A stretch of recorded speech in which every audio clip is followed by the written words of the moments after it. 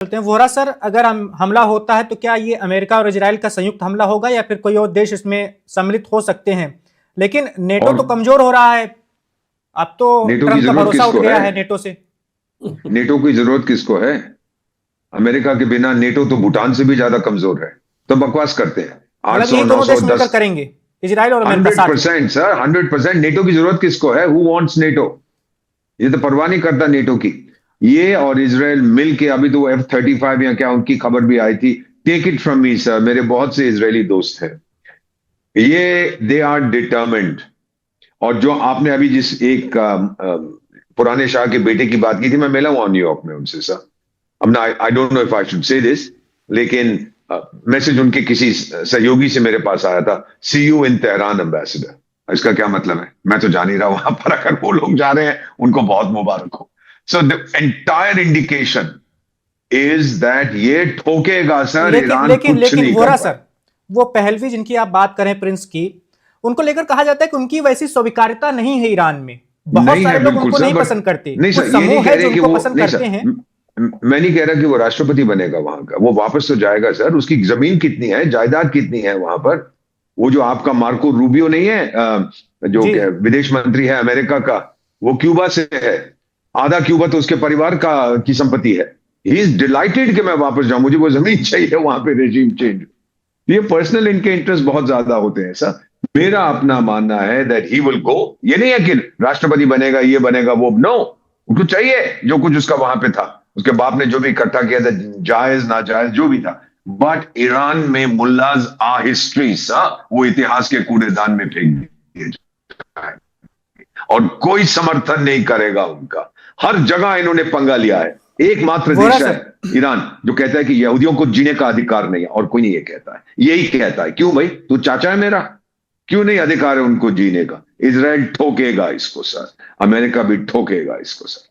Vora sir, जब Venezuela में America ने अपना ऑपरेशन किया था, सैन्य कार्रवाई की थी, उसके बाद व्हाइट हाउस के कई सारे अधिकारियों को मैं सुन रहा था, उनका कहना था कि अगर जिंदा नहीं पकड़ पाते मदुरो को तो मार भी सकते थे हम लोग। क्या खामनेई के साथ भी ऐसा करेंगे ये लोग, अगर उस स्थिति में पहुंच मार दे, पाए तो, जो कि मुश्किल है? मार देंगे, मार देंगे।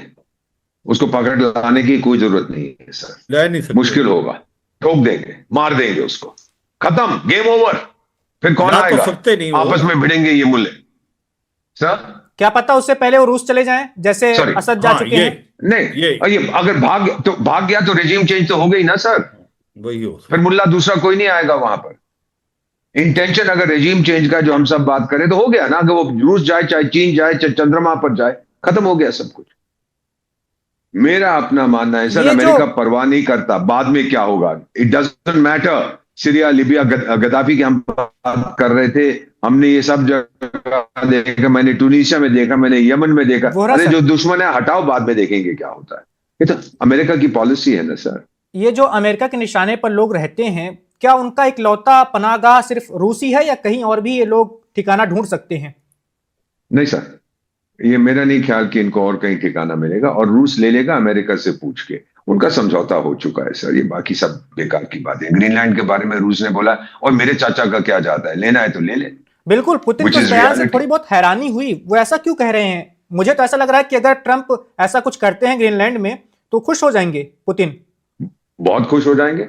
ये ले लिया तो ले लिया, नेटो टूट गया, यूरोपियन यूनियन टूट गई है, यूक्रेन तो मैं खा गया हूं, हमारा समझौता हो गया था। वेनेजुएला, दक्षिण लैटिन अमेरिका को आप खा जाओ। वो मॉन्ड्रो डॉक्ट्रिन होती थी, जिसे 200 साल पहले, जिसे अब ट्रंप कहता है डॉनरो डॉक्ट्रिन है। एक एक हॉलीवुड में फिल्म बन रही है, उस फिल्म का डोनाल्ड ट्रंप का नाम है ना, उसको डॉन कहते हैं फॉर शॉर्ट।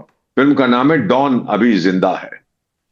टाइगर अभी जिंदा है तो डॉन भी अभी जिंदा। I am joking, I am not serious general Mansoor साहब, this is just meant to be a joke. चलिए लेकिन वोरा ये सर, श्रीवास किसी सर की के नहीं पास बात चलते हैं। सुनेगा जी, सर। श्रीवास सर के पास चलते हैं। श्रीवास सर, अभी ट्रंप का हालिया जो बयान आया है वो ब्रिटेन को लेकर ही बहुत ज्यादा कड़ा रुख अपना रहे हैं। नाराज है। उन्होंने कहा कि अफगानिस्तान के युद्ध में नेटो ने दूरी बना ली थी, तो जो ब्रिटेन के प्रधानमंत्री हैं वो भी गुस्से में आ गए। उन्होंने कहा आप ऐसा कैसे कह सकते हैं? तो क्या आपको लगता है नेटो का काम खत्म, मतलब वो इतिहास की बात हो गई अब? देखो, सच्चाई यह है कि अगर अगर वो ग्रीनलैंड की बात हो रही है कि अगर अमेरिका ग्रीनलैंड लेता है, और अमेरिका ग्रीनलैंड कभी भी फोर्स से नहीं लेगा, उसके पास और तरीके हैं। ग्रीनलैंड अमेरिका जरूर लेगा क्योंकि स्ट्रेटेजिकली बहुत इंपॉर्टेंट है। आज के टाइम में जब से ये सी लेन खुल गई, आर्कटिक में सबसे छोटा टूरिस्ट है, एशिया से यूरोप, यूरोप से नॉर्थ अमेरिका, और उसके बाद ये जीआई यूके गैप है जिसको बोलते हैं, ग्रीनलैंड, आइसलैंड और यूके गैप है, जिसको एक प्रकार से सारी शिपिंग लेन वहां से आती है, उसके ऊपर बैठा ग्रीनलैंड। तो ले तो गा, मगर वो ऐसे नहीं करेगा हमला करके, वो एक प्रकार से खरीदना चाहता है। आप देखें पहले क्या किया उन्होंने, 1803 में लुधियाना लिया फ्रांस से, 1867 में अलास्का लिया रूस से, और 1917 के अंदर उसने वर्जिन आइलैंड लिए डेनमार्क से। तो वो खरीद लेगा, प्रेशर डाल रहा है, वो बातचीत होके लेगा। मगर ये सच्चाई है लेकिन अगर वहां के लोग तैयार ही नहीं हुए, जैसा कि कहा जाता है कि 50 से 60 हजार के बीच में वहां की आबादी है, वो लोग बहुत विरोध कर रहे हैं। हाँ, वो मैं बताता हूं। जो सेमी ऑटोनमस है, डेनमार्क का हिस्सा है, उसकी कोई परवाह नहीं करेगा डोनाल्ड ट्रंप। इस चीज से मैं बिल्कुल सहमत हूं। वो क्योंकि उसको रिसोर्स ही चाहिए, उसको ऑयल और गैस चाहिए ग्रीनलैंड का, उसको वहां पर क्रिटिकल मिनरल चाहिए। तो ये तो लगता है कि डोनाल्ड ट्रंप इसके तरफ जा रहा है, उसको लेके मानेगा और धीरे धीरे एक प्रकार इतना प्रेशर डालेगा कि पूरा इन्वायरमेंट को वो अपनी तरफ कर लेगा और ले लेगा। कैसे लेगा ये समय बताएगा, पर लड़ाई करके नहीं लेगा, ऐसा नहीं होगा। अगर ऐसा होगा तो फिर नेटो ही का आत्मा है, आर्टिकल 5 कहां जाएगा। तो इसका मतलब मुझे लगता है कि ग्रीनलैंड तो इंपॉर्टेंट है, नहीं तो चीन और रूस दबदबा बना रहे हैं आर्कटिक में, इसमें कोई शक नहीं। जहां बात हम तुलना करते हैं वेनेजुएला और ईरान की, उसमें एक ही चीज ध्यान रखना, वेनेजुएला एक बहुत छोटा देश था, वेस्टर्न हेमिस्फीयर में था, उसके अंदर जो पैसा ने बहुत कुछ कार्रवाई किया।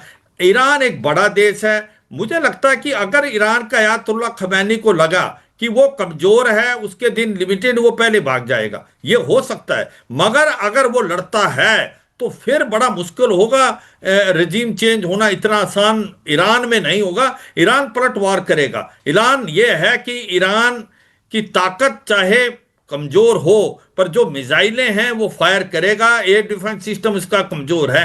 तो मैं ये कहता हूं कि हाँ, डोनाल्ड ट्रंप ने मन बना लिया है तो वो 48 घंटे या 24 घंटे में कर सकता है। वो इब्राहिम लिंकन की वेट कर रहा है, बाकी उसने चारों तरफ से अपने आप को खबरें आ रही हैं, मजबूत वो कर लिया। तो ये कह रहे हैं कि आज रात तक वो जंगी बेड़ा पहुंच सकता है।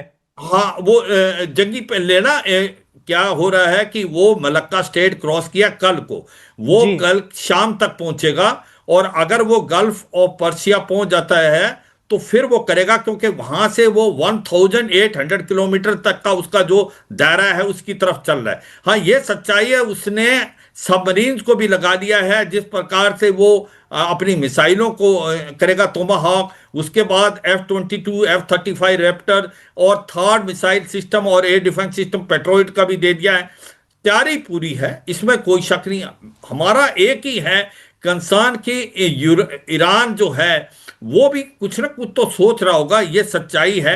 आईआरजीसी में अगर फूट आ जाती है मोसाद और सीआईए, तो फिर तो बहुत आसान होगा, नहीं तो मुश्किलात आएगी। ईरान पलटवार करेगा, कितना नुकसान कर पाएगा वो तो समय बताएगा। मगर एक बड़ा इंटरेस्टिंग टाइम है कि कब करेगा हमला, और हमला होने के बाद ईरान का क्या रिस्पॉन्स होगा, क्या वहां रजीम चेंज होगी, क्या अयातुल्ला अल खमैनी उससे पहले चले जाएंगे, उसके बाद क्या होगा, वो तो आप एक प्रकार से प्रजम्पशन कर सकते हो, ये टाइम ही बताएगा। मगर ये सच्चाई है, वेनेजुएला और ईरान दो बहुत अलग अलग हैं। ईरान ने बहुत लंबी लड़ाई देखी है, जो लेसन सीखे अमेरिका ने, जो इजराइल ने 12 दिन में, कुछ ईरान ने भी सीखे।